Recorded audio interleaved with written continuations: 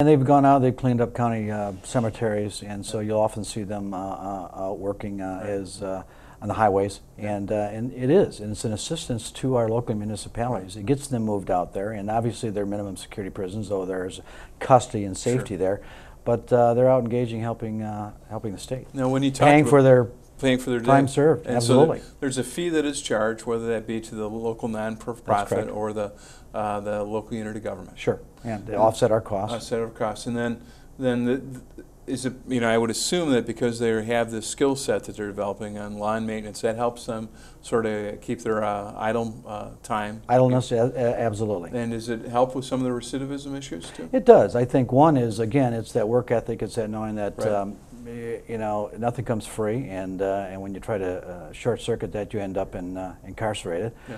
And so there's just an element of that, and again, oftentimes those inmates, those prisoners are a little bit older, and so suddenly there's a sense of maturity that kicks in and goes, I don't want to do this all my life. Right. And so all of that taken together, it makes for our prisons inside safe and secure because they're busy, and two is it's servicing while they're doing that, and so there's a quid pro quo there, which is helpful. Good. Now within it's wonderful. When I went over and toured with the director 3 years ago, I went up to the whole Kinross facility, Chippewa, and they did this prison garden. Yes. And Director Caruso was very proud of that because of the aspect of what they were able to do with the cooperative extension, the 4-H, and getting them in, and then what it did to the food pantry. Absolutely. And they were very kind and sort of replicated that in the Traverse City area at the public. Absolutely. Are there any other communities that are involved with that, and can you kind of tell our listeners a little bit about that Sure. program? Well, horticulture, oftentimes, one will wonder why you go by a prison, it's quite beautifully landscaped. Well, we've obviously got the workforce, and they beautify that, they learn skill sets, and part of that is obviously some food production. At one of our Jackson facilities in Parnell, we're actually looking at maybe working with greenhouses. For instance, I've spoken with who you've met, Ken Benson, the president of Habitat Michigan. Right.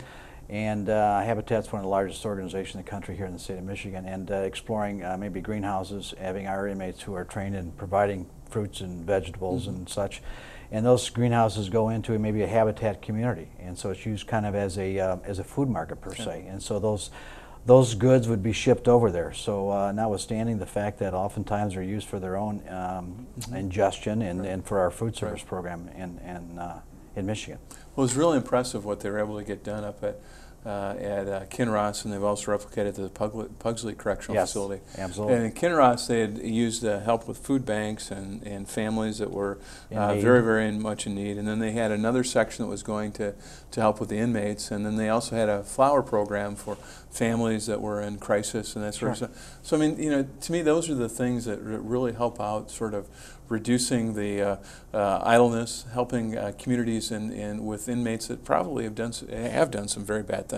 Well, they have. I think when you can, for instance, in the housing, when you can help build something that actually is going out and being used by a young family, going back into the very communities where they came from, and understanding that they were in that situation.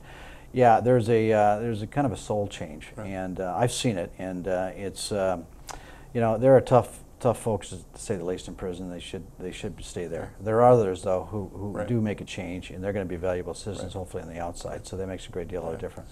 Now, the one in Pugsley, we just got started and was able to go to the retirement of the warden. Oh, and Tom Phillips. Yeah, Tom was a great guy, warden up there.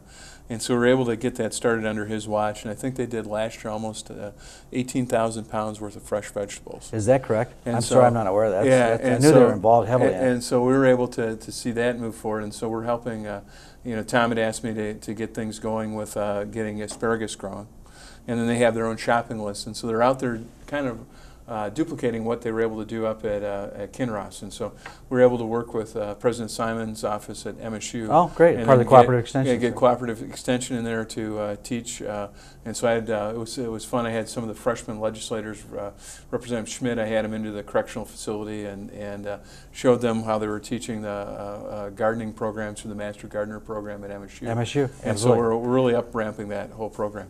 Yeah, so they get their certification, similar to what we're trying to do with our Yeah. habitat programs. Yeah. You know, some of that food may be going, as you well know, is that we're engaged in a pretty significant supply chain transformation in our department. That is going down actually into the deep areas of our department, trying to find the best efficiencies in reducing costs and you know, putting 21st century business practice into place.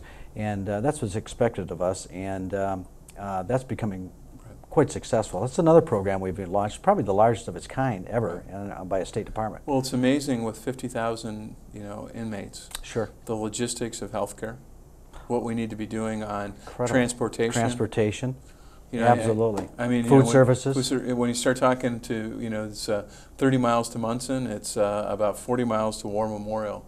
And so what do you do on healthcare? Absolutely. And then trying to streamline. Aging population. It's exactly. And No so, question. And so we're you know, I really think you know, that we're being much more proactive than we have in the past by just sort of restructuring the services provided. And it's cross-functional. We've got individuals from every division in our department engaged in this, including other departments. Wow. And we're seeing some really unique results out of Wonderful. this. Well, It'll that's be a great. way of doing business. Very good. Well, we'll look forward to hearing that report. We've got about a minute left. I understand they're doing some filming at one of our correctional facilities. Yeah, well, and you well know, because you've assisted us in terms of cut and sew with Right. our Michigan Film Office. Right.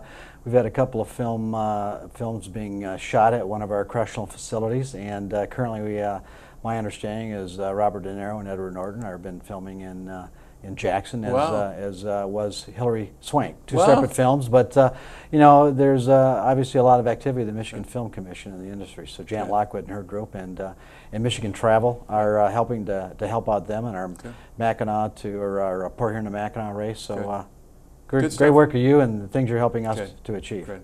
Well, Mike, we really appreciate your time. My pleasure. And so if people want to get in touch with utilization of those prison resources, Sure. just check through, go to Michigan.gov. Michigan.gov, go to corrections website.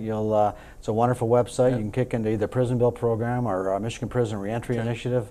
Okay. Or Michigan State Industries, too. Michigan State Industries, no question about it. We got a significant website there. Great. Thank you for watching our show today. We really appreciate it. You can find out more information by looking at the website below. You can also follow me on Facebook and Twittering. Have a great day. Thank you.